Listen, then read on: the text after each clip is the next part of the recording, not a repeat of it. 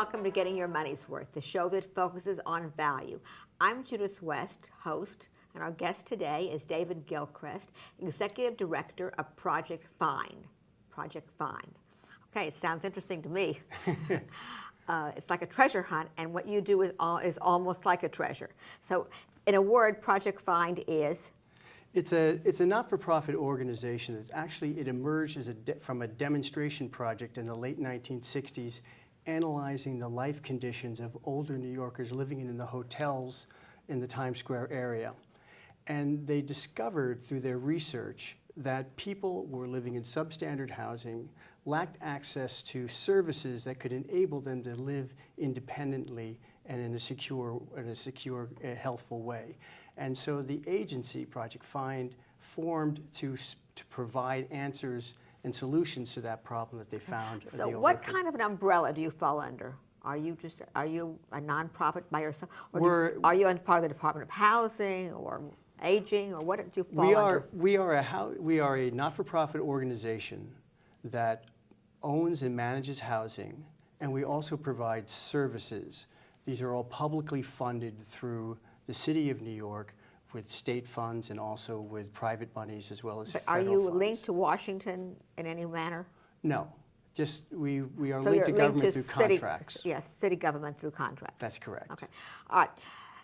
So you said a mouthful about the problem, and as efficient as Project Find can be, you can't have solved the problem on your own.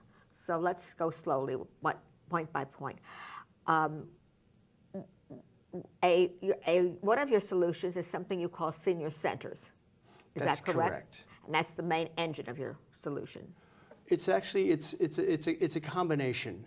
It's the housing, it's the services that are integrated with the housing, and it's the senior centers. Okay. So the housing these housing in large centers, dormitory-like centers? No, I'll give you an example. Give me an example. The Woodstock Hotel, located on West 43rd Street between 6th and Broadway. It is a 286-unit, single-room occupancy hotel. We secured the property back in the late 1970s. We have a senior center that is co-located on the second floor that serves about 300 people every single day. That's an activity. It's an activity center, but with a meals program as well. Okay, all right. And a social services component. Okay. Within the building, there's also social services teams that work directly with the residents. And this sort of combination of factors lead to, enabling people to live in their apartments. So they live in their apartments. It's a form of independent living, or is it called assisted living? It's independent living. Okay, independent living. So they live alone in their, but they have to be independent enough that they don't need a caretaker full time. Is that correct? That's correct. They can live independently. And are they mobile? They come and go as they please? Absolutely. They hold leases. Oh. They pay rent. So for argument purposes, it's like moving into a hotel that has a program, an activity program. That's correct. Like a day camp for seniors. Well, and with social services. And social services with social services. Medical facilities? There is actually an arrangement that goes back many years formerly with St. Vincent's, and now it's Lutheran Family Services that has a clinic in one of the apartments, and we utilize, it's a very important service for people. So is it based on income, what occupants of these rooms? Yes. In this particular building, 60%, no less than 60% actually come through the shelter system. So who pays you for that, the City of New York? The City of New York, through a combination of, people are on public assistance and Section 8. Any children or just? No children whatsoever. No children. Are these folks, David, that have no family, that have no ties, or are they, what makes someone live there as opposed to living in their own neighborhood close to friends and family?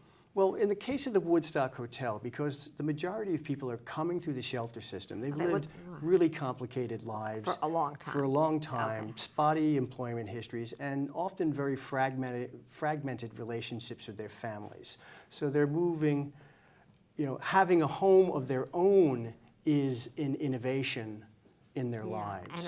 and a big improvement in their quality of their lives. In our other buildings, it's a Yes. different story altogether, but it's also income and age restricted. In your other buildings also. That's correct. Okay. I guess what I'm trying to find out is, do you take the place of family, or is there such a thing as family anymore for senior citizens? Well, you can never take the place of family. Right. You can But never it seems to take be, that role. but this seems to be a very popular topic among seniors, where to live, and how to live independently or not, And where you can find and where you social can find engagement. social engagement. Right. Yeah. This happens to be a topic that we care about a lot on getting your money's worth, and I was interested to see that it seemed like there was a big emphasis on you, not only the quality of the housing itself, but also the integrated activities that Right. that account for a quality of life, Absolutely. as opposed to that common term, which is not very nice, called warehousing. Yeah, no. There's none of that with you. I know No, that. it's really about creating, context for social engagement and opportunities for people to experiment with things that they haven't done before. So how do folks get referred to you? By city agencies? Through at the Woodstock, it comes through the shelter system, and the Department of Homeless Services is the referral point to us. But in our other buildings, it's through other words of mouth, through our advertising, through our website that Through people apply social for workers, housing, or and through those social workers, and for the senior centers, it's all word of mouth from Betty and John go to the Hamilton and they tell their friends about the yoga class, but and then they come. but non-occupants of the center. Of the housing piece of a center can still use your activity center. Absolutely. And is there a daily fee for that then? Nothing. It's a contract with the Department for Department for and Aging. is there a You just have charge to for be meals? 60. You have to be 60, and there's a voluntary contribution. But if you pay 60 is pretty young, isn't it, 60 David? is pretty young. But it's What do you have, a range from 60 to 100 or something? we have a range from 60 to over 100. Over 100. actually. I know. Over 100. It's amazing how many centenarians there is. Right. Right. Yeah.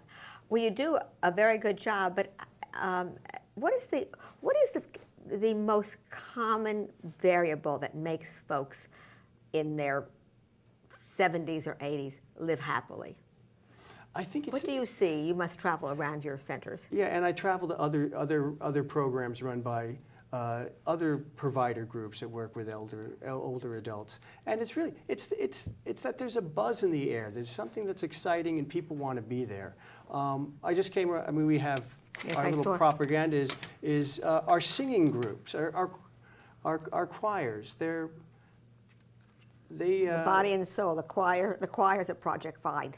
And so there is just We so can't see on much the, happiness that comes from singing, and that people come and they make friends, and they're asked to develop a songbook that everybody works off of, and so they're pulled into it. It's just a fun, alive place. Are you keeping people in those age ranges intellectually sound? Yes, to the extent that we can, I mean, there's a natural curve with the aging as you advance and so forth, but there are many opportunities for trips. There's presentations. There is computer labs. Things to challenge, keep the brain challenged. Yes. I mean, I Bridge go clubs. back to, if you don't use it, you lose it. Yeah. So what do you have, caretakers on the side? Well, say in the buildings. Let's use a building that, that's perhaps is not from the homeless. Use one of your other Right. centers. Say the Hamilton. Where's the Hamilton? The Hamilton's on West 73rd Street between Amsterdam and Columbus. Okay, that's an urban area for our international guests. But it's got the environment itself has a buzz about it. That's right. It's a fantastic location. Yes. It's 176 apartments, and it's for people 62 and above, where nobody earns more than $44,000 a year. Okay. And so in this building, we also have a senior center where you can take a slew of different classes. I was there today. There was a painting class. There was a salsa dance instruction program, just to name a couple, strength training in the morning. In the buildings, we have social workers. Now, about 10% of the people in that building, they've lived there for over, 10% of the people have home health aides that enable them to stay in their apartments. And they pay for them. And they either through a combination of private insurance or Medicare to a limited extent, or some other, or actually sometimes you spend down and you use Medicaid, Right. are able to pull in the outside assistance that's needed to supplement one's ability to retain their independence. You know, David, do any of your folks that are under your umbrella, do any of those folks go out and do volunteer work or do anything with other services in New York City? They do. They do. I've thought for so long, I don't know what to do about it, but I've thought for so long, talking about getting your money's worth, that there is such a plethora of talent and a plethora of needs, but nobody seems to hook them together. Right. Well, actually, at the Hamilton Center, there's a couple things that are going on. One is we're a participant in this program called Timeshares New York. Timeshares New York, and it's a sort of a brokerage of skills and services that, in exchange for Spanish language instruction, you'll go grocery shopping for me. And it's something the Department of Aging like a barter has set up. system. It's a barter system set up by an affiliate to the department, the not-for-profit wing of the Department for the Aging. which we've had someone on the show from that department. That's very interesting. And we are one of the only 2 Manhattan site offices for this program. The senior center is the other locus of volunteer activity. And a lot of the tenants actually volunteer at different centers, engage with running the boutique, doing the theater desk, swiping people in and out, and so forth and so on. And that becomes a context for their volunteer. It's very interesting, and I've thought about it from a point of view, so you're already marketing that. We're going to contract this barter system.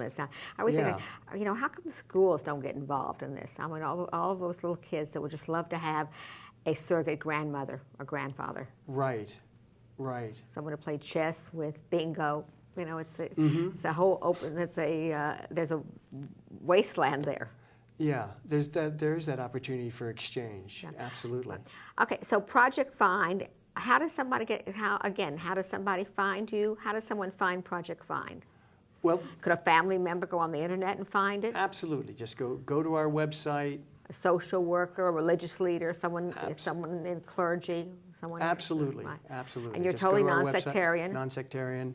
Right. Housing applications you can download them off of our website, or you can call and get a real human being. How many? A real human being. Music to my ears. And that's a problem. I never knew before that you had to preface human being by saying real. A real, yeah, exactly, not a virtual. Yeah, but now we have to say real human being, thanks to 21st century talk. How many seniors do you have under your watch, David? So I have roughly almost 600 apartments, and around 620 people live in our buildings, and another 3,000 people use the senior centers over the course of a year, and we serve over 700 meals every single day. Okay, so you've got a big population that you take care of. Yeah. Well, congratulations to you. Thank you. I was happy that we were able to have you on the show, and we want to stay in touch with you. That would be great. You do good work. Thanks. Thank you, Jim. I'm Judith West. You're watching Getting Your Money's Worth. Our guest is David Gilchrist, Executive Director of Project Find. Thanks for watching.